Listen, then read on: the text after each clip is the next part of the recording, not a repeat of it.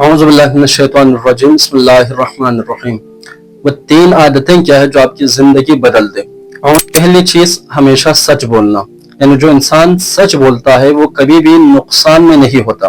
اس لیے اللہ کے رسول کیا فرماتے ہیں، النجات فی الصدق کما ان الہلاک فی الکذب، یعنی کہ جو انسان سچ بولتا ہے اسی انسان کے لیے کامیابی ہے، اسی انسان کے لیے نجات اور فلاح ہے، اور جو انسان جھوٹ بولتا ہے اس کے لیے نقصان ہے، وہ خسارے میں ہے۔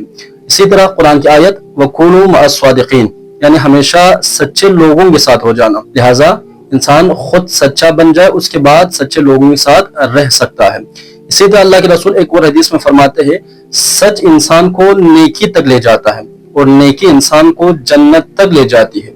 اس کا مطلب یہ ہے کہ جو انسان سچ بول لیتا ہے اللہ اسے نیک کام کرنے کی توفیق عطا کرتا ہے، اور جس انسان کو نیک کام کرنے کی توفیق مل جائے اسے جنت بھی مل جاتی ہے۔ دوسری عادت اللہ کے بارگاہ میں شکر ادا کرنا ہے، یعنی جو انسان شکر ادا کرتا ہے اس انسان کی زندگی میں ہمیشہ سکون ہوتا ہے۔ شکر ادا کرنے کا مطلب فقط زبان سے الحمدللہ کہنا نہیں ہے، بلکہ اللہ نے جو نعمتیں ہمیں عطا کی ہے ان نعمتوں کو صحیح ڈائریکشن میں، صحیح راستے میں استعمال کرنا ہے۔ قرآن کی آیت لَإِن شَكَرْتُمْ لَأَزِيدَنَّكُمْ، جو میرا شکر ادا کرتا ہے میں اس کے لیے اپنے نعمتوں کو زیادہ کر دیتا ہوں۔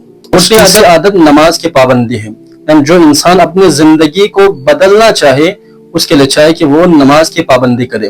اس لیے قرآن کی آیت ان الصلاۃ تنہی عن الفحشاء والمنکر، نماز انسان کو بے حیائی سے اور برے کاموں سے روکتی ہے، یعنی کہ جو انسان نماز پڑھتا ہے پابندی وقت کے ساتھ اس انسان کو وہ نماز بے حیائی سے اور برے کاموں سے روکتی ہے، یعنی کہ وہ نماز انسان کی حفاظت کرتی ہے۔ قرآن میں ایک اور مقام پر ارشاد ربانی فویل للمصلین الذین هم عن صلاتهم ساہون، یعنی کہ ویل ہو، افسوس ہو ان نمازیوں پہ جو نماز کو ہلکا سمجھتے ہیں، نماز کو غفلت سے پڑھتے ہیں، نماز کو سستی سے پڑھتے ہیں، یعنی کہ نماز کو اہمیت نہیں دیتے، ان نمازیوں پر بھی ویل اور افسوس کیا گیا ہے۔